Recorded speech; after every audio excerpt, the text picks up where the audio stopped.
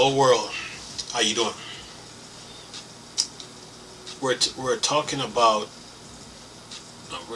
the Avengers, not the Avengers, but Marvel Ultimate Alliance, and why Marvel Ultimate Alliance is dying because Marvel Ultimate Alliance is dying because you need to run Marvel Ultimate Alliance.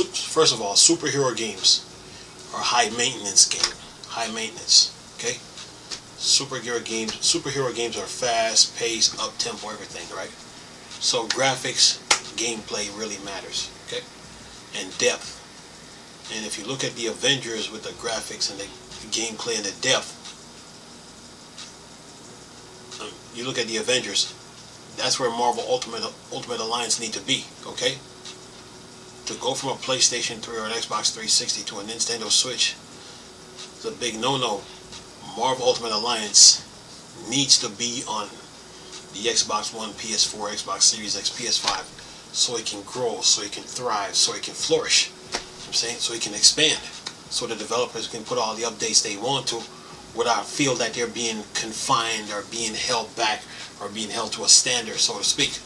Because if you look at the jungle scene in the Avengers with the Hulk, you see what I'm talking about when it comes to Marvel Ultimate Alliance. So Marvel Ultimate Alliance needs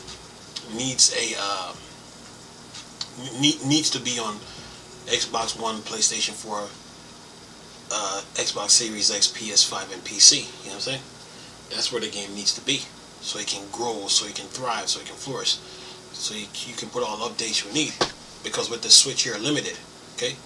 But then with the PS4, Xbox One, or Xbox Series X, PS5, you're not limited. You can do what you want. You can do what you want. You know what I'm saying? And you can add what you want to add and stuff like that. So Marvel Ultimate Alliance is dying. Then when it comes, if you, okay, look at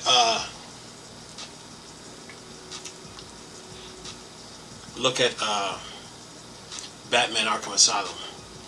What is the difference between Batman Arkham Asylum City and Origins that's on the PlayStation 3, Wii U, and Xbox 360 versus the Return to Arkham that's on the Xbox One, PS4?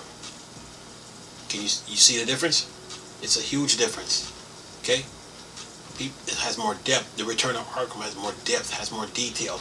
Don't get me wrong. The Batman games that are on the PS3, Xbox 360, and Wii U are good, but they're not on the level where the Xbox, like the Return to Arkham is.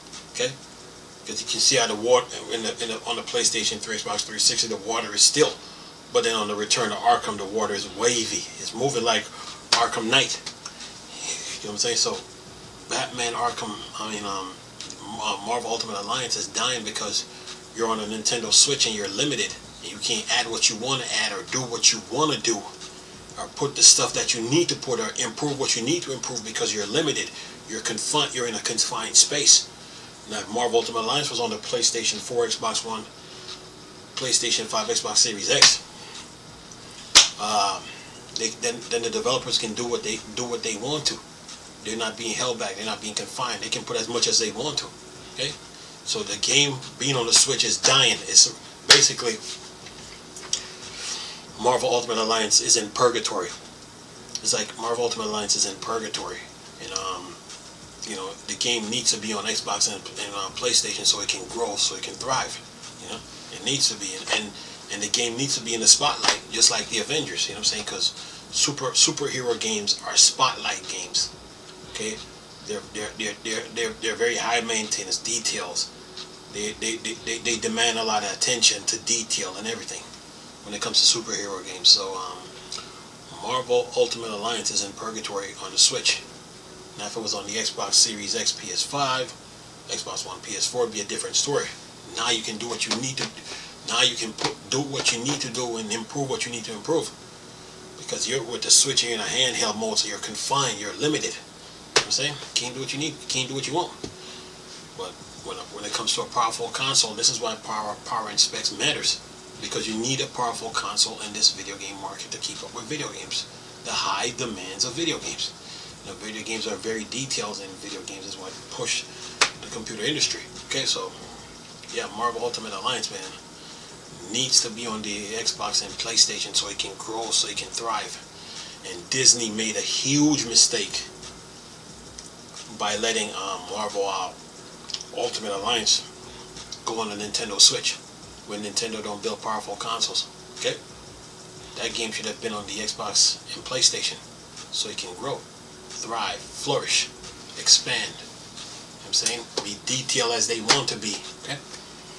But on this Nintendo Switch, you're limited. So yeah, the developers, Disney, need to move the game over to Xbox One and PlayStation so it can grow. And that's it in a nutshell. So Marvel Ultimate Alliance is dying. It's in purgatory. Because if you look at the games that people are talking about right now, you're talking about Gotham Knights, Spider-Man Miles Morales, Spider-Man 2, and the Avengers. But nobody's talking about Marvel Ultimate Alliance. Because the game is dying, and Disney made a huge mistake. And you can see, you know what I'm saying? If you look at how detailed the Avengers is and level designs and stuff like that, man, and everything, that's where Marvel Ultimate Alliance need to be. Okay, so the game needs to be on Xbox One and PlayStation 4, Xbox Series X, PS5. Anyway, that's all the information I got on the Marvel Ultimate Alliance. But nice talking to you, beautiful people. Chris, still a Star Wars and Star Trek thing, or the dark side. I'm gone. Peace.